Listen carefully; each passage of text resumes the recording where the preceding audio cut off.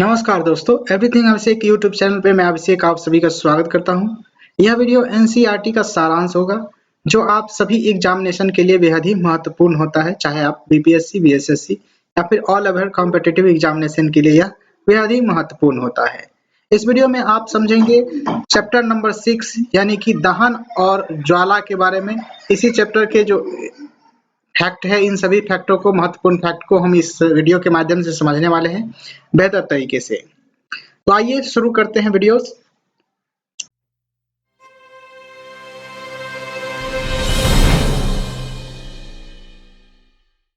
सबसे पहले आपके स्क्रीन पे दिख रहे होंगे प्रमुख शब्द के रूप में। तो प्रमुख शब्द आप देख सकते हैं, यहाँ पर प्रमुख शब्द है अम्ल वर्षा, उष्मीयमान, दहन, विस्फोट, वन्योन्मूलन, ज्वाला, अग्निशामक, ईंधन, ईंधन दक्षता, विश्व उष्णन, आदर्श ईंधन, ज्वलन ताप और ज्वलनशील पदार्थ। इन सभी फैक्टों को, इन सभी टर्म्स को हम अच्छे तरीके से समझेंगे इस वीडियो के माध्यम से। वीडियो को लास्ट तक देखना मत भूलिएगा।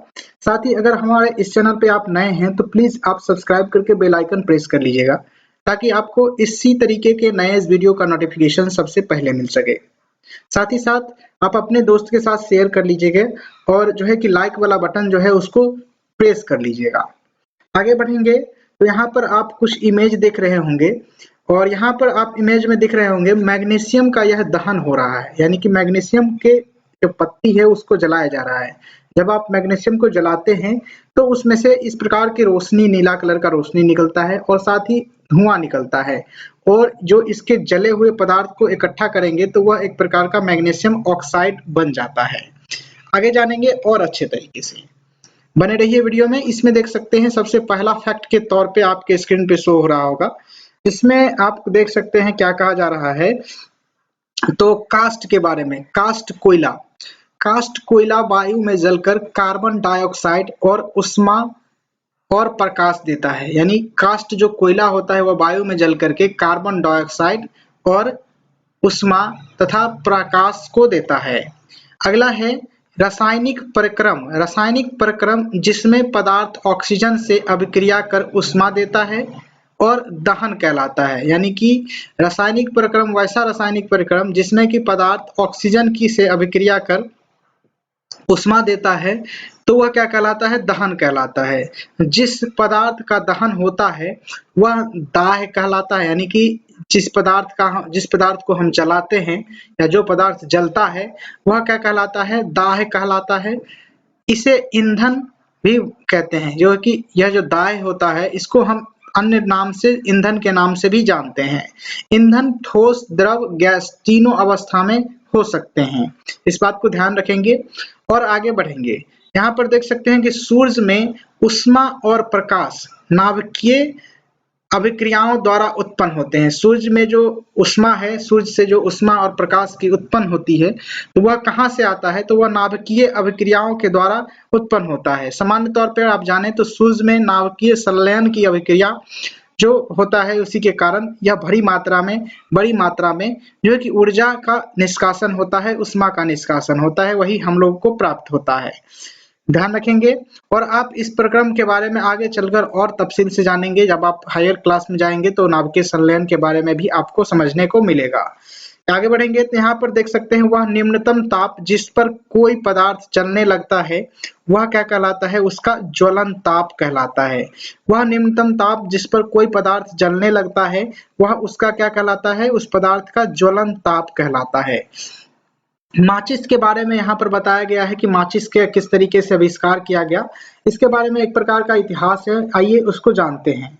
माचिस का इतिहास बहुत पुराना है। 5000 से अधिक वर्ष पूर्व प्राचीन मिस्र में गंधक में डुबोए गए चीड़ की लकड़ी से छोटे टुकड़े माचिस की तरह उपयोग किए जाते थे। आधुनिक निर्पाद माचिस का विकास लगभग 200 वर्ष पूर्व हुआ। एंटीमनी सल्फाइड, पोटासियम क्लोरेट और श्वेत फास्फोरस का मिश्रण कुछ गोंद और स्टार्च के साथ मिलाकर उचित लकड़ियों से बनी माचिस की तिल्ली के सिर पर लगाया जाता था। जब इसे किसी खुरदरी सतह पर रगड़ा जाता था तो घर्षण की ऊष्मा के कारण श्वेत फास्फोरस प्रज्वलित हो उठता था, जिसे माचिस की तिल्ली का दहन प्रारंभ हो जाता था। परंतु श्वेत फास्फोरस माचिस उद्योग में जो है कि काम करने वाले और माचिस का उपयोग करने वाले दोनों के लिए खतरनाक सिद्ध हुआ। आजकल जो है कि माचिस निरापद जो है कि माचिस है, माचिस के जो सिरे पर केवल एंटीमनी ट्राइसल्फाइड और पोटासियम क्लोरेट लगा रहता है। रगड़ने वाली सतह पर चूर्णित कांच और थोड़ा सा लाल फास्फोरस का इस्तेमाल किया रहता है। ध्यान रखेंगे इस बात को, यह इंपॉर्टेंट है।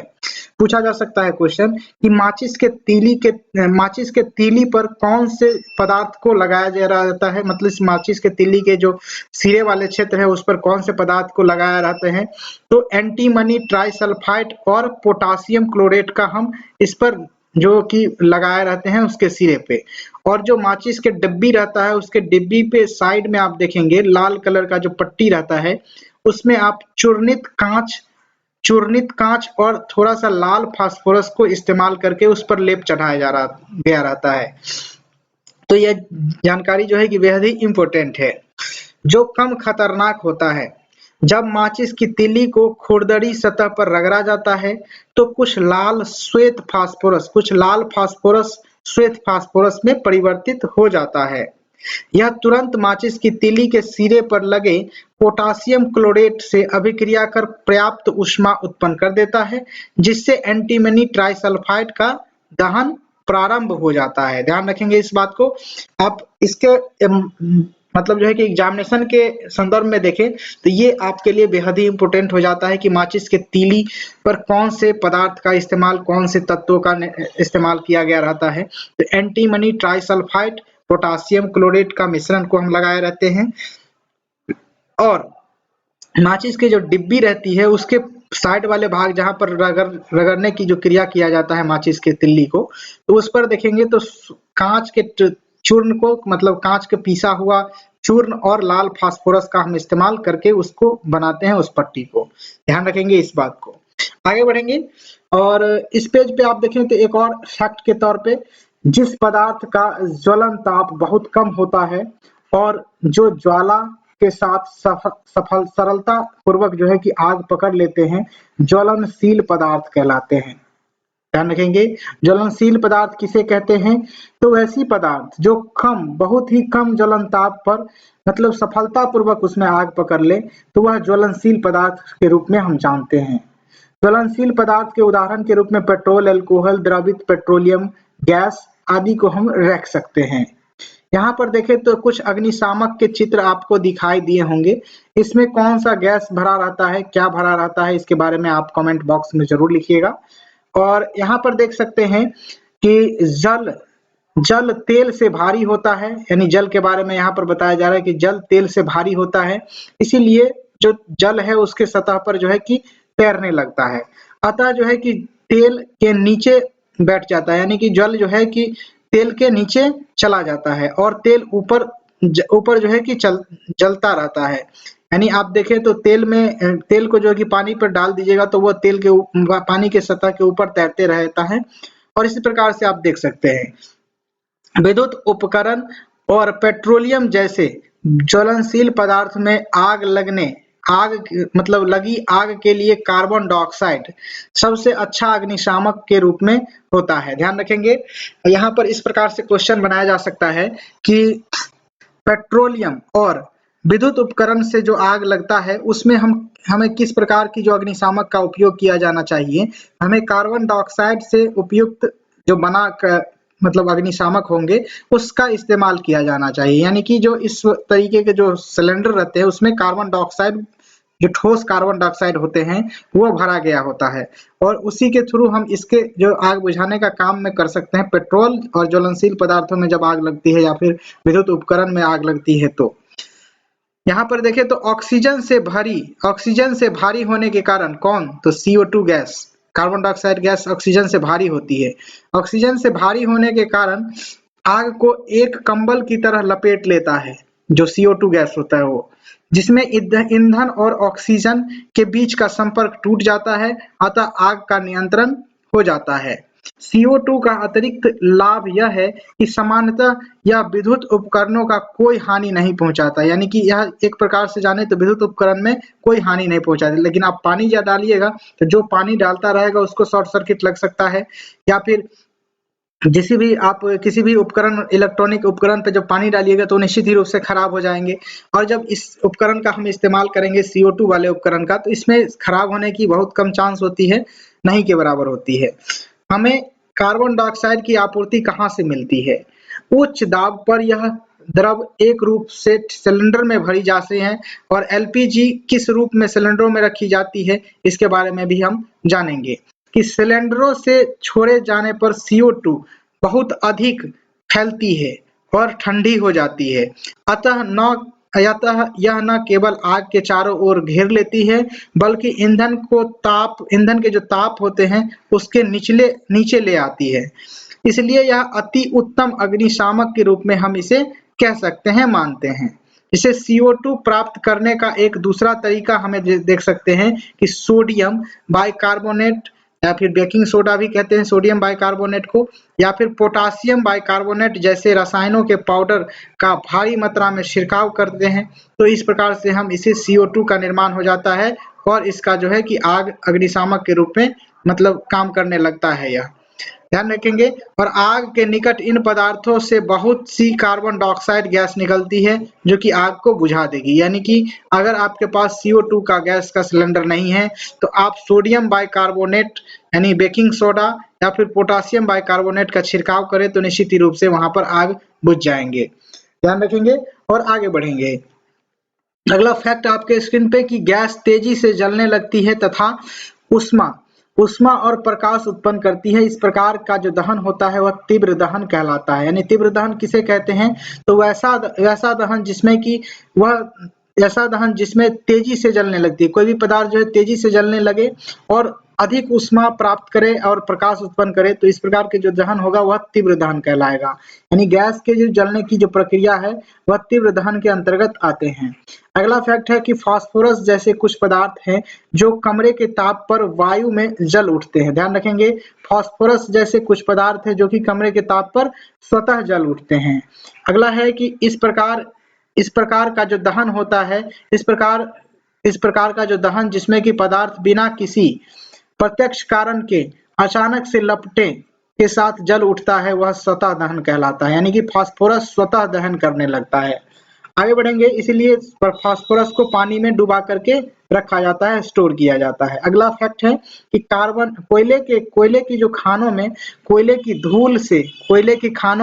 की धूल के स्वतः दहन से कई बार खतरनाक अग्निकांड हो चुके हैं, और जंगल के स्वतः अग्निकांड कभी-कभी अधिक गर्मी के कारण होते हैं और कभी आकाश से बिजली गिरने के कारण होते हैं। पूछा जा सकता है क्वेश्चन कि जो जंगल में अग्निकांड हो जाते हैं, आग लगने की जो बात है जंगल में, वह किसके कारण होती है? तो आप जान गए होंगे कि बिजली को गिरने के कारण और जो है कि अधिक गर्मी के कारण ये जो आग की जो प्रवृत्ति है जंगल में बढ़ जाती है। और आप देखेंगे कि कोयले के खान में पूछा जा सकता है कि कोयले के खानों में जो कि आग है, स्वतः दहन है, स्वतः आग पकड़ने की जो प्रक्रिया है वो किसके कारण होती है? तो वह कोयले की जो धूल है उसके कारण हो जाता है। आगे चलेंगे। आगे आप यहाँ पर देख सकते हैं कि हम त्योहारों में आतिशबाजी करते हैं, इसके बारे में बताया गया है, पटाखे के बारे में। तो जब पटाखे को जलाते हैं तो एक आकस्मिक अभिक्रिया होती है। आकस्मिक अभिक्रिया से उष्मा, प्रकाश और ध्वनि तीनों पैदा होती है, और अभिक्रिया से बनी गैस बड़ी मात्रा में निकलती है। इस प्रकार की अभिक्रिया विस्फोट कहलाती है। जब किसी भी ऐसी अभिक्रिया जहां पर उष्मा, प्रकाश और ध्वनि तीनों प्राप्त होते हैं आकस्मिक रूप से, तो ऐसी प्रक्रिया क्या कहलाती है? विस्फोटक कहलाती है। ध्यान रखेंगे, विस्फोट कहलाती है। और यहाँ पर देखें तो पटाखे पर दबाव डालने पर भी विस्फोट हो सकता है। पटाखे को अधिक जोर से दबाइएगा तो निश्चित रूप से वह विस्फोट कर जाएगा। उसके बाद यहाँ पर देखें तो मोमबत्ती की ज्वाला में विभिन्न क्षेत्र को दर्शाया गया इस इमेज के माध्यम से। तो देख सकते हैं यहाँ पर ये तो मोमबत्ती है, आप लोग जानते ही होंगे सबसे कम गर्म भाग जो होता है यहाँ पर होता है, जो बिना जली मोमबत्ती के सबसे आंतरिक क्षेत्र काला होता है। और इसके बाद देख सकते हैं आंशिक दहन मध्य भाग जहाँ पर पीला होता है। कम गर्म जो होता है इस भाग में होता है। उसके बाद देखिए पूर्ण दहन का जो भाग होता है वह नीला होता है। ये जो साइड वाला जो कॉर्नर दिखेगा आपको, इस साइड वाला कॉर्नर के भाग में आप नीला कलर देख सकते हैं। यह सबसे अधिक गर्म का भाग होता है, यानी कि सबसे अधिक उष्मा इसके कॉर्नर वाले भाग में ही आपको देखने को मिलेगा। इस बात को यहाँ पर इमेज के थ्रू दर्शाया गया है। आगे बढ़ेंगे तो ये जानकारी है आपको पीडीएफ प्राप्त करने की। आप मामूली सी प्राइस पेड करके निश्चित ही रूप से A4 साइज में प्रिंटेबल फॉर्मेट में बहुत ही अच्छे तरीके से इसका पीडीएफ ले सकते हैं। इस क्यूआर कोड के माध्यम से पेमेंट करके पेमेंट स्लिप इस नंबर पे सेंड कर दीजिएगा, तुरंत ही आपको A4 साइज में इसका जो है पीडीएफ प्राप्त हो जाएंगे आपके व्हाट्सएप पे। आगे बढ़ेंगे, ये जानकारी देख सकते हैं आपके स्क्रीन पे जो कि महत्वपूर्ण है। अच्छा ईंधन के बारे में कहा जाता है कि अच्छा ईंधन वह है जो सहज उपलब्ध हो, यह सस्ता हो और वायु में सामान्य दर से सुगमता पूर्वक जलता हो, यह अधिकतम मात्रा में ऊष्मा उत्पन्न करता हो, यह जलने के उपरांत जो कोई अवांछनीय पदार्थ नहीं छोड़ता हो। यह जो एक प्रकार का जो ईंधन होगा, इस प्रकार का जो ईंधन होगा वह एक प्रकार का गुड जो फ्यूल होगा, गुड ईंधन या फिर अच्छा ईंधन के रूप में जाना जाता है। ऐसा ईंधन तो कोई है नहीं, आदर्श ईंधन ये जो ऐसा ईंधन है नहीं, लेकिन जिससे एक आदर्श ईंधन भी हम मान सकते हैं। इस प्रकार के जो ईंधन होते हैं उसे हम आदर्श ईंधन के रूप में जानते हैं। आगे बढ़ेंगे, जानकारी देखेंगे नेक्स्ट फैक्ट की तरफ। तो किसी ईंधन के 1 किलोग्राम, यहाँ पर देखेंगे किसी ईंधन के 1 किलोग्राम के पूर्ण दहन से प्राप्त ऊष्मा या फिर ऊर्जा की जो मात्रा होती है, ऊष्मा ऊर्जा की जो मात्रा होती है उसका ऊष्मीय मान कहलाता है। यानी कि किसी भी चीज के 1 किलोग्राम को जब हम जलाते हैं और उससे प्राप्त ऊष्मा ऊर्जा जितनी होगी वह उस पदार्थ के लिए क्या कहलाएगा, ऊष्मीय मान कहलाएगा। ध्यान रखेंगे, ईंधन के ऊष्मीय मान को किलो जूल प्रति किलोग्राम, किलो जूल प्रति किलोग्राम, केजी, केजे और केजी के रूप में इसे हम डिनोट कर सकते हैं। और इसका यह जो है कि किलो जूल प्रति किलोग्राम मात्रक होता है। उसके बाद आगे देखें तो निश्चित रूप से यहाँ पर एक चार्ट दिया गया है, सारणी दिया गया है जिसमें विभिन्न ईंधनों के ऊष्मीय मान को बताया गया है। यह एग्जामिनेशन में कई बार पूछा गया है कि गोबर के उपले का ऊष्मीय मान क्या होता है, तो 6000 से लेकर के 8000 किलो जूल किलो होता है, पर किलो होता है। उसके बाद देखें तो लकड़ी का जो ऊष्मीय मान है 17000 किलो जूल पर किलोग्राम से लेकर के 22000 किलो जूल पर किलोग्राम तक होता है। कोयले का देखें तो 25000 से लेकर के 33000 तक होता है। पेट्रोल का देखें तो 45000 होता है। मिट्टी का तेल 45000 होता है। डीजल का भी 45000 होता है। मीथेन का देखें तो 50000 है और सीएनजी का भी 50000 है। एलपीजी का 55000 है। जैव गैस जितने भी होते हैं जैसे बायोगैस हो गए, गोबर गैस हो गया, ये सारे चीज हो गए तो इसका 35000 से 40000 है। हाइड्रोजन का देखें तो 1,50,000 है। ध्यान रखेंगे यह सबसे अधिक ऊष्मीय मान जो है इसका है हाइड्रोजन का। ध्यान रखेंगे इसको, इसका जो है कि ऊष्मीय मान है 1,50,000 किलो जूल पर किलोग्राम। तो इस बात को ध्यान रखेंगे। आगे बढ़ेंगे इन्हीं सभी जानकारी के साथ और आज स्क्रीन पे आपको दिखेगा यहाँ से नेक्स्ट फैक्ट के तौर पे कि अधिकांश ईंधन के दहन से पर्यावरण में कार्बन डाइऑक्साइड गैस फैलती है या फिर निकलती है और वायु में कार्बन डाइऑक्साइड गैस की अधिक मात्रा संभव है कि विश्व उष्णन का कारण बन सकती है। यानी ग्लोबल वार्मिंग जिसे हम बोलते हैं, ग्लोबल वार्मिंग का जो मेन तौर पे से उत्तरदायी गैस होता है वह कार्बन डाइऑक्साइड गैस होता है। कई बार एग्जामिनेशन में पूछा गया क्वेश्चन है यह फैक्ट जो है कई बार एग्जामिनेशन में पूछा गया। एक बात गौर करेंगे आप लोग कि एनसीईआरटी में जितने भी सारे फैक्ट हमने बता रहे हैं, हमारे द्वारा जो बताया जा रहा है, यह फैक्ट निश्चित रूप से आप देखेंगे तो किसी न किसी एग्जामिनेशन में उसके फैक्ट को तोड़ मरोड़ करके इधर से उल्टा करके इधर करके आपको किसी न किसी एग्जाम में इस तरीके के फैक्ट, इस तरीके के क्वेश्चन देखने को ही मिलेंगे। अगर आप हमारे इस सेशन को, इस सीरीज को, तीनों क्लास के जो सीरीज हमने चलाए हैं, इस तीनों क्लास के सीरीज को आप अगर अच्छे तरीके से पढ़ लेते हैं, देख लेते हैं वीडियो सारे के सारे, तो निश्चित ही रूप से आप एक तरीके से तैयार हो जाएंगे किसी भी एग्जामिनेशन को क्रैक करने के लिए साइंस के तौर पर। आगे बढ़ेंगे तो देख सकते हैं यहाँ पर पृथ्वी के वातावरण के तापमान में वृद्धि जो है कि विश्व उष्णन कहलाता है। पृथ्वी के वातावरण के तापमान में वृद्धि विश्व उष्णन कहलाता है। अन्य बातों के साथ साथ इससे जो है कि हिमनद पिघलने लगता है जिससे समुद्र में जल स्तर बढ़ जाता है और तटीय क्षेत्र बाढ़ग्रस्त हो जाते हैं। ध्यान रखेंगे कि विश्व में जो है कि अधिक तापमान बढ़ रहे हैं, आप लोग जानते ही होंगे। विश्व उष्णन जो है कि ग्लोबल वार्मिंग की बात जो है बढ़ ही रही है, और इस बात को जितने भी सारे लोग आप जानते हैं कि जितने भी सारे जो गैस उत्पन्न हो रहे हैं, कार्बन डाइऑक्साइड, जितने भी सारे फैक्ट्री है, उद्योग है, इन सभी से उत्पन्न हो रहे हैं, ये सारे के सारे ग्लोबल वार्मिंग को बढ़ा रहे हैं। कार्बन डाइऑक्साइड वायुमंडल में छोड़ रहे हैं, जिससे कि जो है कि क्या होता है, जो समुद्र तल है उसकी जो है कि स्थिति बढ़ रही है, ऊपर उठ रहा है। ध्यान रखेंगे इस बात को। और जो है कि अधिकतर जो तटीय क्षेत्र है उसमें बाढ़ग्रस्त हो जाते हैं, यानी कि बाढ़ की जो संभावना है वहां पर बढ़ जाता है। ध्यान रखेंगे ऐसा संभव है कि निचले स्तर वाले तटीय क्षेत्र जो अस्थायी रूप से जलमग्न हो जाएंगे, यानी कि जल में डूब जाएंगे। अगला फैक्ट आपके तौर पे देख सकते हैं आप ही, कोयले और डीजल के दहन से सल्फर डाइऑक्साइड गैस निकलती है। पूछा जा सकता है कोयले और डीजल के जो दहन होता है उससे कौन से गैस निकलते हैं, तो सल्फर डाइऑक्साइड गैस निकलते हैं, जो कि बेहद ही खतरनाक गैस होते हैं। यह अत्यंत दम घोटू और संक्षारक गैस होता है। ध्यान रखेंगे।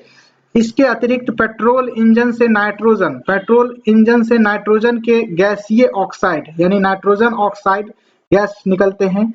सल्फर और नाइट्रोजन के ऑक्साइड जो है कि सल्फर और नाइट्रोजन के जो ऑक्साइड है वो वर्षा जल में घुल जाते हैं। सल्फर और मतलब सल्फर डाइऑक्साइड और नाइट्रोजन ऑक्साइड SO2 और NO2, ये दो जो गैस होते हैं वह क्या होते हैं, तो जल में घुल जाते हैं, यानी H2O से यह मिल जाते हैं, और ये सारे के सारे मिल करके क्या होते हैं, तो जो वर्षा होता है हमारे पृथ्वी पर वह अम्ल वर्षा के रूप में हो जाता है, जिससे कि सारे फसल, मृदा जो है कि भवन, इस तरीके के जो चीज होते हैं इनको हानिकारक होते हैं इनके लिए। आगे बढ़ेंगे। मोटर वाहनों के ईंधन के रूप में डीजल और पेट्रोल का स्थान CNG ले रहा है, जो कि संपीड़ित प्राकृतिक गैस के रूप में हम जानते हैं। CNG का मतलब फुल फॉर्म आप जाने कि कंप्रेस नेचुरल गैस होता है, और जो है कि क्योंकि जो CNG है कि सल्फर और नाइट्रोजन ऑक्साइड का जो है कि कम मात्रा में उत्पन्न करता है। सल्फर डाइऑक्साइड और नाइट्रोजन ऑक्साइड जो है कि बहुत कम मात्रा में यह जो है कि उत्पन्न करता है। इसके बाद ध्यान रखेंगे कि यह एक प्रकार से अच्छा ईंधन के रूप में कारगर है, इसलिए हम लोग इसका इस्तेमाल कर रहे हैं। यहाँ पर देखिए तो लकड़ी और कोयला जलने से वायु का क्या होता है, तो वायु का प्रदूषण होता है। क्या होता है, प्रदूषण होता है, वायु का प्रदूषण होता है। ध्यान रखेंगे लकड़ी और कोयला जलने से क्या होता है, तो वायु का प्रदूषण होता है। अगला जो क्वेश्चन है आपके स्क्रीन पे कि घरों में काम आने वाला एक द्रव ईंधन गैस क्या है, तो LPG है। क्या है, तो LPG बोलते हैं इसे, लिक्विड पेट्रोलियम गैस बोलते हैं। अगला है जलना प्रारंभ होने से पहले ईंधन को उसके उष्मीय मान तक गर्म करना आवश्यक होता है। कोई भी वस्तु जब तक नहीं जलता है जब तक उसके उष्मीय मान तक उसका तापमान न पहुंच जाए। ध्यान रखेंगे। तेल द्वारा जो उत्पन्न आग है वह किसके द्वारा नियंत्रित होता है, तो CO2 के द्वारा, कार्बन डाइऑक्साइड के द्वारा नियंत्रित किया जा सकता है। ध्यान रखेंगे इस बात को। तेल द्वारा उत्पन्न आग हो, इलेक्ट्रिक द्वारा उत्पन्न आग हो, या फिर किसी भी मतलब ज्वलनशील पदार्थ द्वारा उत्पन्न आग हो, तो इसको हम कार्बन डाइऑक्साइड द्वारा, ठोस कार्बन डाइऑक्साइड द्वारा हम इसे नियंत्रित कर सकते हैं अग्निशामक के रूप में। आगे बढ़ेंगे तो देख सकते हैं कुछ आपके पास इस चैप्टर का सारांश देखने को मिलेगा। पहला सारांश है, जो पदार्थ वायु में जलते हैं वह दाह्य कहलाते हैं। इसको ध्यान से पढ़िएगा, है ना। ये जो फैक्ट हमने इससे पहले जो बताया, ये सारे फैक्ट तो पढ़ने लायक है ही, समझने लायक है। और इसके बाद जो इसी सारे फैक्ट का ये समराइज करके बेहद ही अच्छे तरीके से चैप्टर के लास्ट में दिया गया रहता है NCERT में।